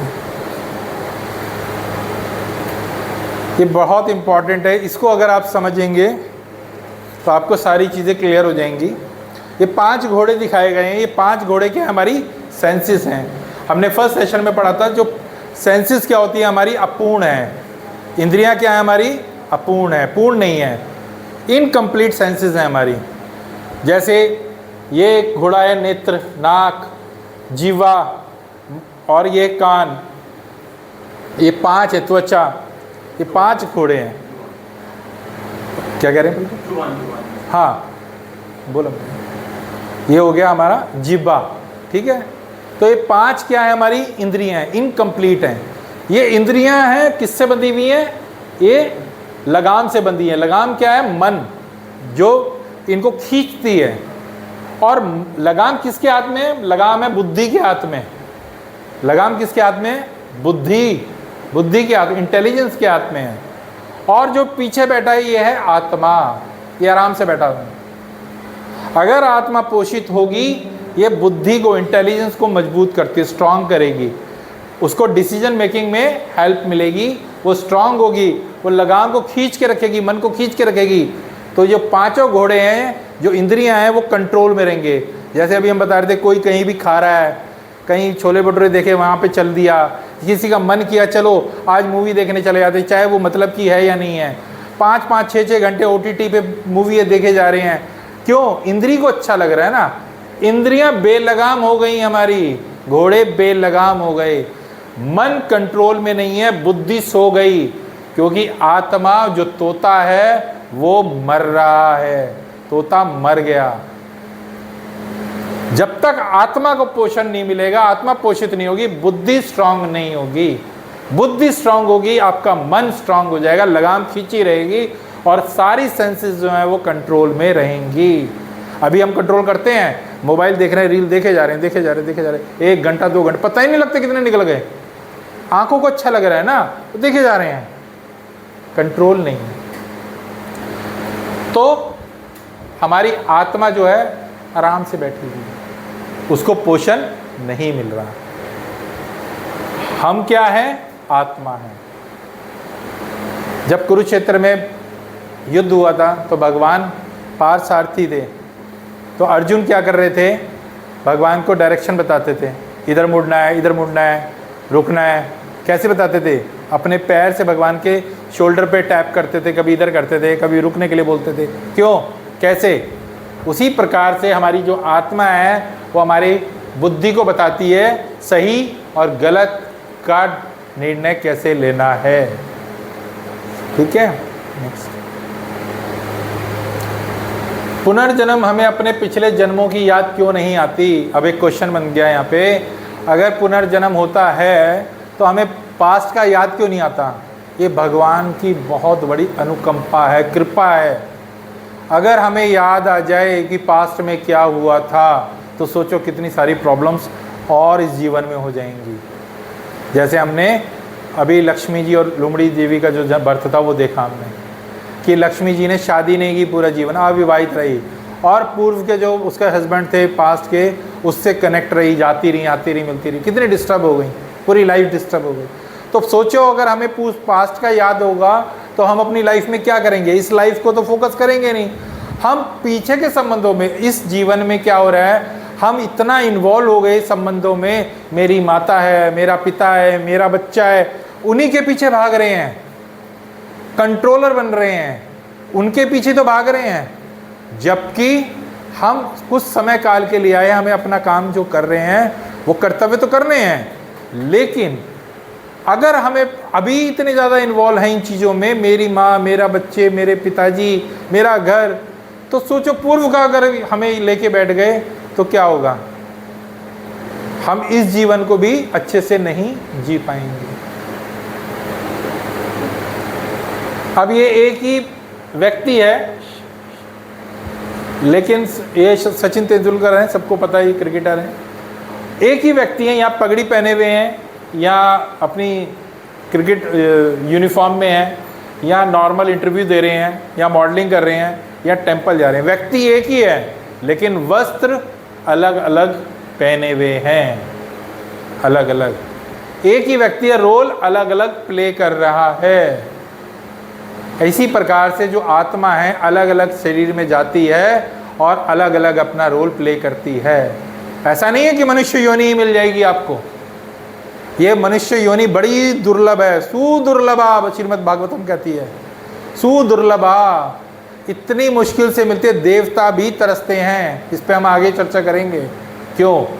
और ये मनुष्य योनि मिलती है जानने के लिए कि मैं कौन हूँ। हम नहीं जानते पूरा जीवन मैं कौन हूँ, मैं केवल इस शरीर को मान के, इस पिंजरे को चमका चमका के, ये मेरा, ये मेरा, ये मेरा करके अंदर बैठे तोते को जो आत्मा है उसे मार देते हैं। तो कभी कोई योनि मिलेगी, कभी कोई योनि मिलेगी, कभी कोई योनि मिलेगी। तो व्यक्ति एक है लेकिन अलग अलग रोल प्ले कर रहा है। ठीक है, नेक्स्ट। हमारे पास कितने शरीर है? हमारे पास 3 शरीर होते हैं। अब आप कहेंगे 3 शरीर कैसे? चलिए इस पर चर्चा करते हैं। जैसे 3 पीस सूट होता है ना, ऊपर एक ब्लेजर होता है, नीचे एक और हाफ ब्लेजर होता है। ठीक है, हमारे पास 3 शरीर। स्थूल शरीर जो ये आप देख रहे हैं इसको बोलते हैं स्थूल शरीर। ये किससे बनता है? भगवान। भ से भूमि, ग से गगन, व से वायु, अ से अग्नि, न से नीर। भूमि, गगन, वायु, अग्नि, 5 पंचभूत बोलते हैं। उन पंचभूतों से ये शरीर बना, पंचभूत बना शरीरा। इसे बोलते हैं स्थूल शरीर जो प्रत्यक्ष रूप से दिख रहा है।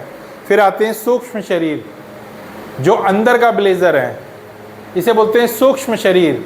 ये किससे बना है? मन, बुद्धि और फॉल्स ईगो, अहंकार। ये दिखाई नहीं देता, इसीलिए क्या बोला गया? सूक्ष्म शरीर। ठीक है, ये सूक्ष्म शरीर है। ये जब भी आत्मा शरीर चेंज करेगी, बदलेगी, ये जरूर जाएगा, ये जाएगा ही जाएगा। आपने लास्ट क्लास में मुझसे एक प्रश्न किया था कि प्रभु जी, मैंने बोला था सबका नेचर अलग अलग होता है, तो ये इसीलिए होता है क्योंकि जो मन बुद्धि अहंकार है उस आत्मा के साथ ट्रेवल करता है। जो हमारा सूक्ष्म शरीर है हर जन्म में हर बर्थ में उसके साथ जाता है। ठीक है, नेक्स्ट। ये है हमारा आध्यात्मिक शरीर आत्मा। आत्मा कैसी है, हमने पहली क्लास में इस पर चर्चा की थी। सच्चित आनंद, परमानंद। आत्मा परमानंद है, सच्चित आनंद है। वो उसे किसी चीज़ की रिक्वायरमेंट नहीं, उसे खाने की आवश्यकता नहीं है, उसे किसी चीज़ की आवश्यकता नहीं है। आवश्यकता तो केवल शरीर को है। ठीक है, लेकिन आत्मा का भी पोषण करना है। कैसे करना है? भजन के द्वारा।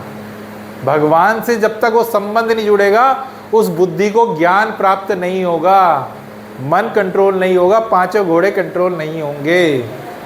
ठीक है, तो आत्मा है एक लास्ट शरीर। ये मान के चलिए ये एक शरीर है, इसके ऊपर एक और कोटिंग हो गई, एक और कोटिंग हो गई, तो ये हो गया स्थूल शरीर, ये हो गया सूक्ष्म शरीर और ये हो गई आत्मा। तो इस तीन तरह से आवरण है हमारे आत्मा का। नेक्स्ट, मृत्यु के बाद हमारे साथ क्या होता है? मृत्यु के बाद हमारे साथ जैसे हमने बताया माता से गर्भ से बच्चे का जन्म होता है, थोड़ा बड़ा होता है, बड़ा होके थोड़ा युवावस्था में आता है, प्रौढ़ होता है, प्रौढ़ होके फिर धीरे धीरे वृद्धावस्था में, जर्जर अवस्था में, और फिर एक मृत्यु का देवता आता है और उसे काल के गर्भ में ले जाता है। काल के गर्भ में ले आता है। और ज़रूरी नहीं है, जैसे भी मैं बता रहा था, किसी भी योनि में 84 लाख प्रकार की योनियाँ हैं। ये हम अगले सेशन में इस पर चर्चा करेंगे। 84 लाख की योनि, कोई भी शरीर हमें मिल सकता है, किसी भी योनि में हम जा सकते हैं। ठीक है, नेक्स्ट। ये बहुत सुंदर श्लोक है श्रीमद् भगवत गीता का। मृत्यु के बाद हमारे साथ क्या होता है? वासांसी जीवानी यथा विहाय नवानि गृहति नरोपराणि तथा शरीरानि विहाय जीवानि न्यायानि संयाति नवानि देहि। वासानि जीवानि मतलब पुराने वस्त्रों को छोड़कर, जिस प्रकार मनुष्य पुराने वस्त्रों को त्याग कर नए वस्त्र धारण करता है, उसी प्रकार आत्मा पुराने तथा व्यर्थ के शरीर को त्याग कर नवीन और भौतिक शरीर धारण करता है। अब ये कपड़ा फट गया, मैं फट जाएगा तो मैं इसे चेंज करूंगा तो मुझे प्रॉब्लम होगी कोई? अच्छी है ना, उसके लिए तो एक अच्छी चीज़ हो रही है, एक अच्छा शरीर मिल रहा है। लेकिन यह संबंधों के कारण हम क्या करते हैं? उसको दुख का अनुभव करते हैं।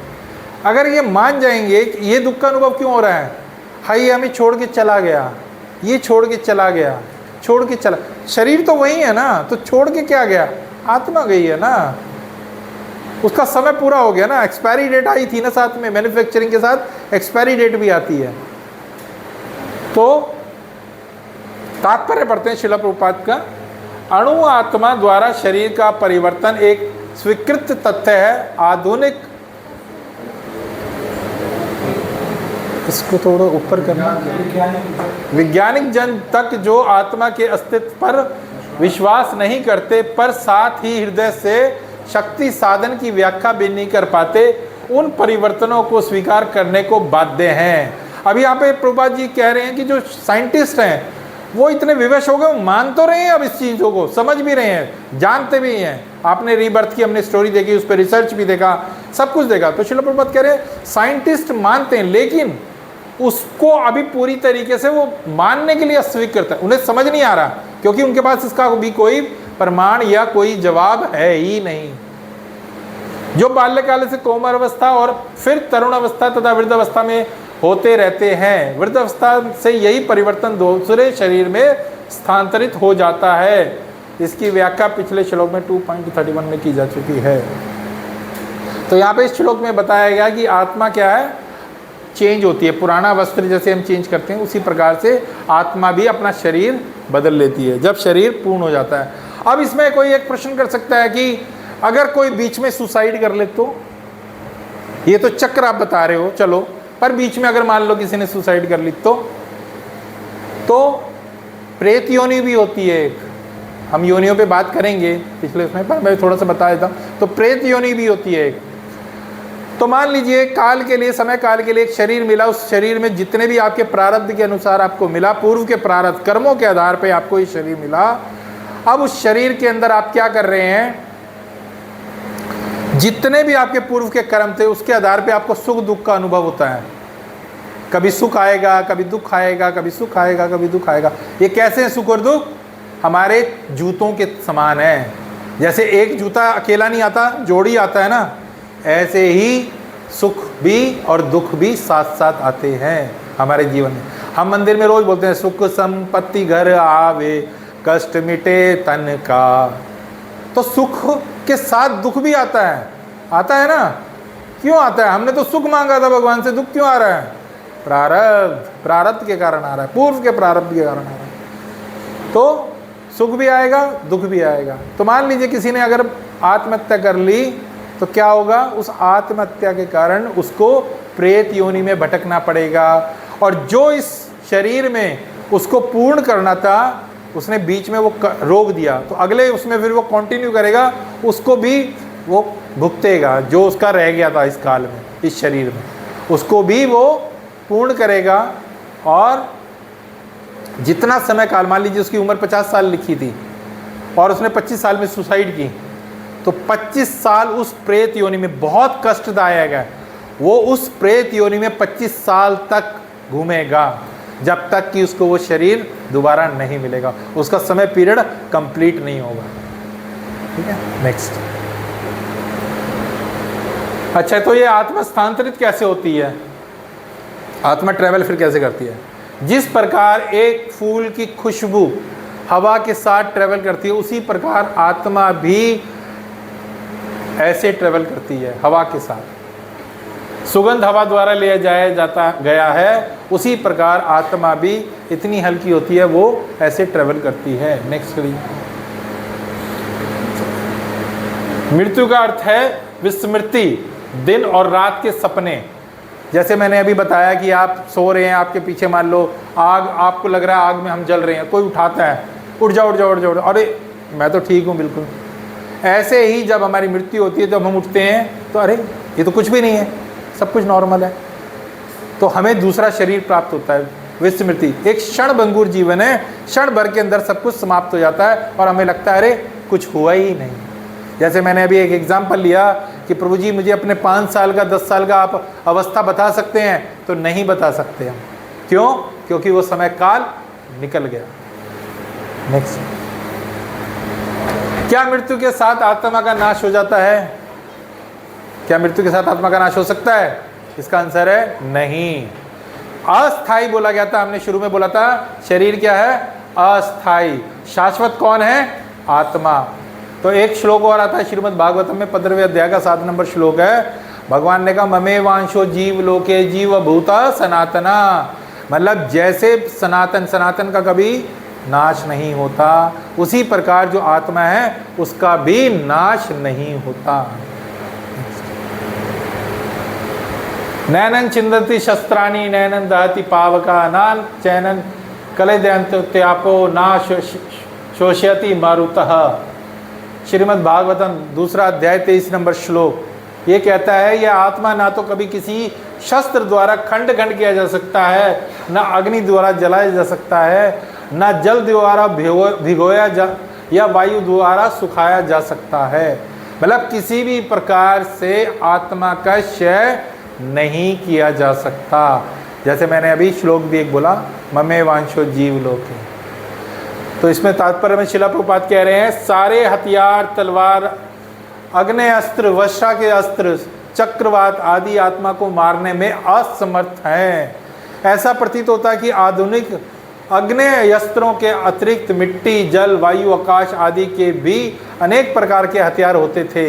यहाँ तक कि आधुनिक युग के 90 के अधिक हथियारों की गणना भी अग्नेय अस्त्रों में की जाती है, किंतु पूर्व काल में विभिन्न पार्थिव तत्वों से बने हुए हथियार होते थे। ये बता रहे हैं कि पहले पूर्व के जन्मों में ऐसे ऐसे हथियार होते थे जो आज का साइंटिस्ट अभी तक उसका रिसर्च या उसको डेवलप नहीं कर पाया है, और उनके द्वारा भी इस आत्मा का क्षय नहीं हो सकता। जो आधुनिक विज्ञान के लिए अज्ञात है, ऐसे ऐसे हथियारों से किया जाता था जो आधुनिक विज्ञान के लिए अज्ञात है। आधुनिक विज्ञान को चक्रवात हथियारों का भी पता नहीं है। जो भी हो, आत्मा को ना तो कभी खंड खंड किया जा सकता है, ना किन्हीं वैज्ञानिक हथियारों से उसका संहार किया जा सकता है, चाहे उनकी संख्या कितनी भी क्यों ना हो। हरे कृष्ण कृष्ण कृष्ण हरे राम।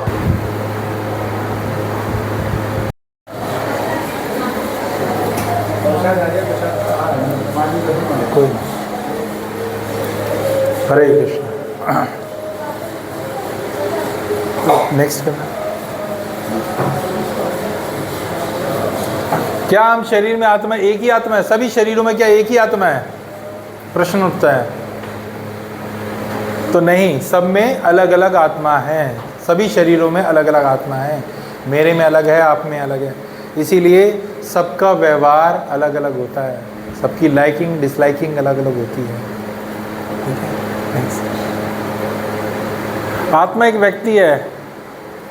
कभी भी ऐसा समय नहीं था जब मैं मौजूद नहीं था, ना आप ना ही ये सब राजा और ना भविष्य में हम। जब अर्जुन ने युद्ध के लिए मना कर दिया कि मैं युद्ध नहीं करूँगा भगवान से, कि मैं युद्ध नहीं कर सकता, सामने मेरे पितामह खड़े हैं, भीष्म खड़े हैं और मेरे भाई हैं, मैं कैसे इन पे जो है शस्त्र चला सकता हूँ। तो भगवान ने कहा ऐसा नहीं है अर्जुन कि तुम नहीं थे इससे पहले, या ये राजा नहीं थे, ये भी थे पर तुम्हें याद नहीं है। तो आत्मा का जो अस्तित्व है वो पहले भी था, लगातार रहा है। ऐसा नहीं है कि वो केवल हम देख रहे हैं कि आज उसका क्षय नहीं हो सकता। तो हमने कई चीज़ें देखी हैं, जैसे हमने अभी ये श्लोक भी देखा, तो यहाँ पे यही बताया गया है। नेक्स्ट, क्या आत्मा का कोई रूप है? यस, आत्मा का रूप भी है। चलिए,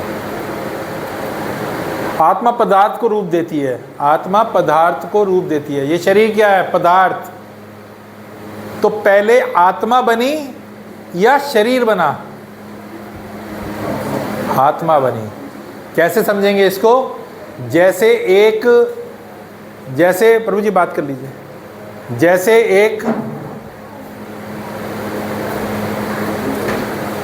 जिस प्रकार से एक हाथ है हमारा, तो पहले हाथ बना, उसके बाद ग्लव्स बना ना, हाथ का दस्ताना बना।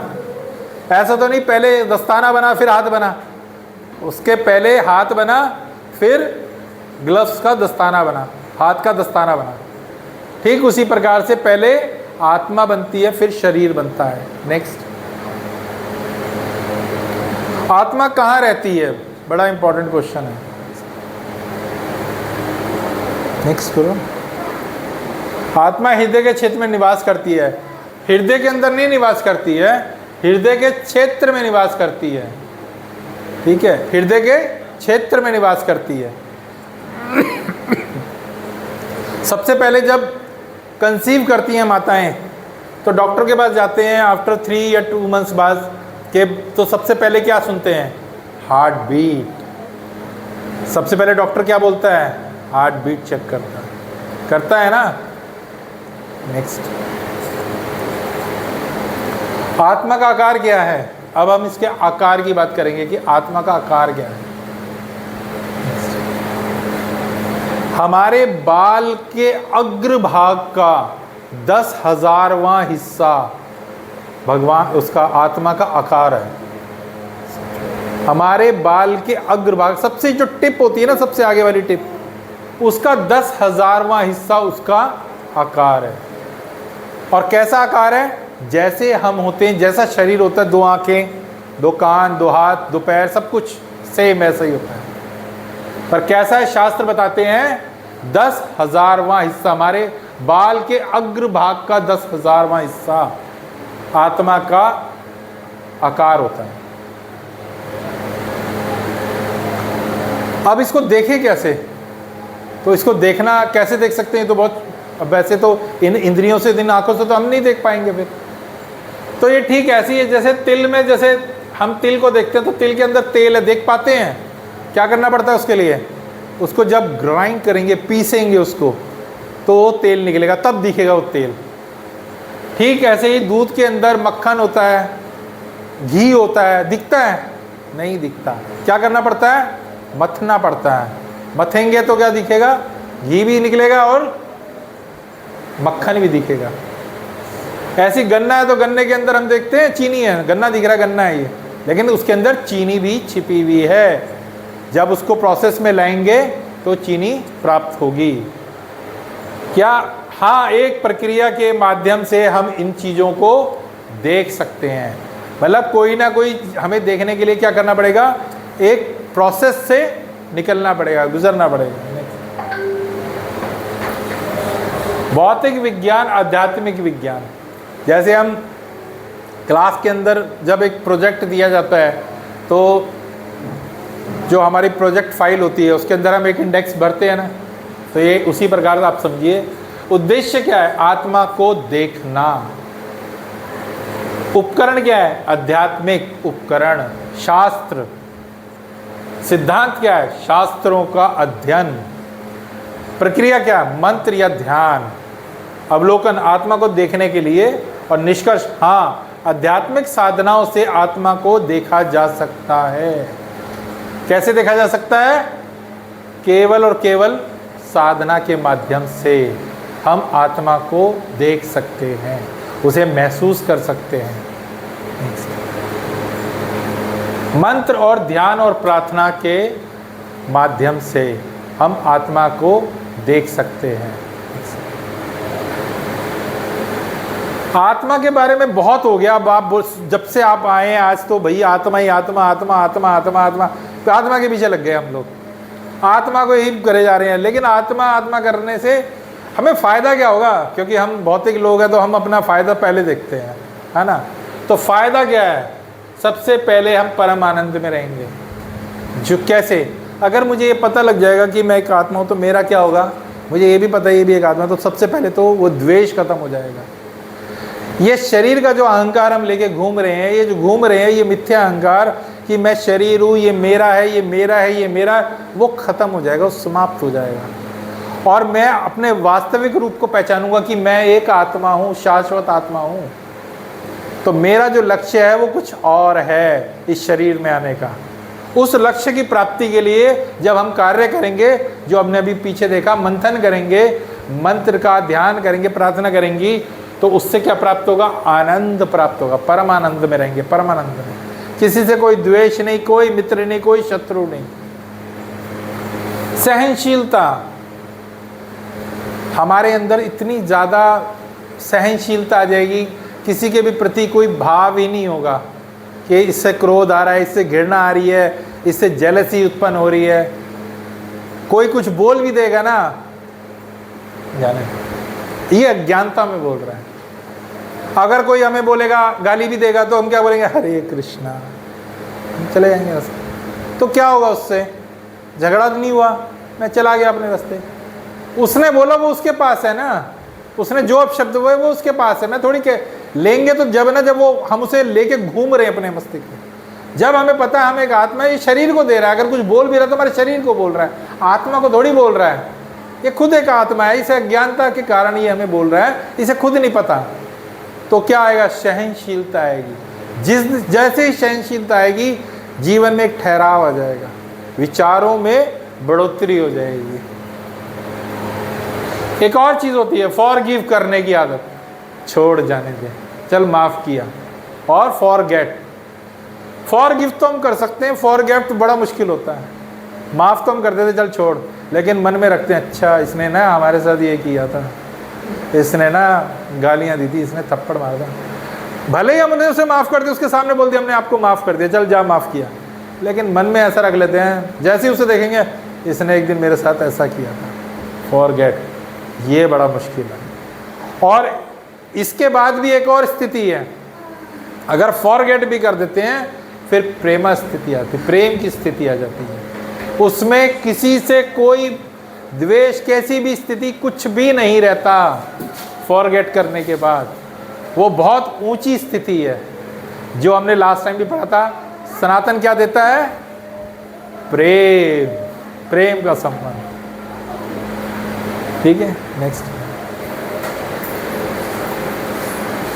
तो आज जो हमने चर्चा की उसमें हमने ये जाना कि मैं कौन हूँ। तो मैं क्या हूँ? एक शरीर नहीं हूँ, अस्थाई शरीर नहीं हूँ, एक शाश्वत आत्मा हूँ। शाश्वत कौन हूँ मैं? एक बार सब बोलेंगे, मैं कौन हूँ? एक शाश्वत आत्मा। मैं कौन हूँ? एक शाश्वत आत्मा। तो हरे कृष्णा हरे कृष्णा कृष्णा कृष्णा हरे हरे, हरे राम राम राम हरे हरे। तो अब हम आपके प्रश्न ले लेते हैं। जो भी आपके प्रश्न हैं या डाउट है जो आप पूछना चाहते हैं वो ले सकते हैं। फिर जी से बंद कर दीजिए।